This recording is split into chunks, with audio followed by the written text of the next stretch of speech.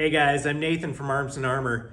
Today, I want to show you a one-of-a-kind piece that we're just putting up for sale on our artisanal collection, which is just one-off pieces that we make occasionally for sale. So this is a Type 18 longsword. The blade is 36.5 inches long. That's very sharp. The grip is about 7 and just under 3/4 inches long, with this upturned guard and a disc pommel with protruding center discs. Now this is a type that was very common historically, but that we don't see all the time in the reproduction market with these shorter quillions, right? So this is about a 7-inch guard on this sword with proportions that I think are quite beautiful. This is very similar in length to the grip.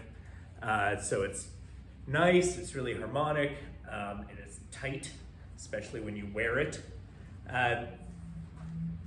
This one is a particularly fine example. I think it handles great.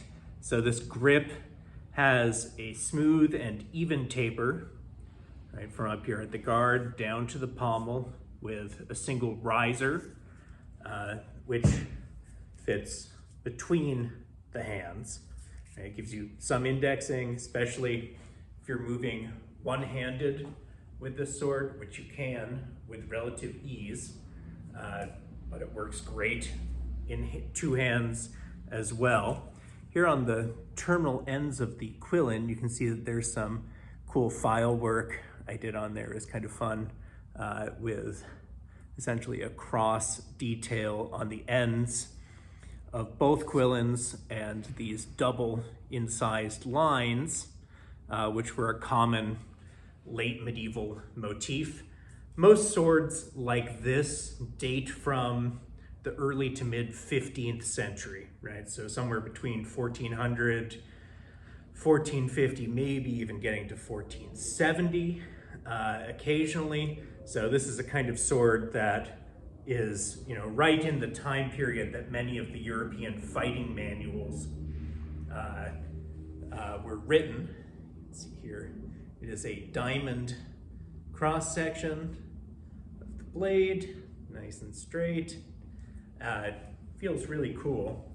So I was looking at some historical analogs, right? And this piece here in Oakeshot's Records of the Medieval Sword, this one's an 18A with a disc pommel, a short crossguard, and a 36-inch blade. This one's an 18A because it has a fuller for about 1/3 of the length on it, but there are plenty of normal Type 18 diamond section swords with this kind of generalized shape. It's very popular. This example, he says, dates from 1400 to 1440. So right in the same kind of time period. If you've never read Records of the Medieval Sword, you probably should, because it is an essential reference for talking about these kinds of, well, the whole typology of swords, which he mostly lays out in Swords in the Age of Chivalry. Records of the Medieval Sword is kind of a greatest hits of his favorite examples of the various types and styles that he lays out. Also on here, see the peening block on the end, a nice peen there. As always, 6150 carbon steel blade, hardened and tempered to 50 to 52 Rockwell. The grip is ash wood that we have shaped and burned onto the tang, covered in thin leather that we shrink on with beeswax, which helps to preserve the leather, make a really nice feel, and it's one of the historical ways that they did it. It's a way we really like. Also, it makes our shop smell good to melt beeswax and put it on there, which is pretty nice. So we'll have this sword up in case you need a present for yourself or someone you love. Take a look. I'll see you next time. Bye-bye.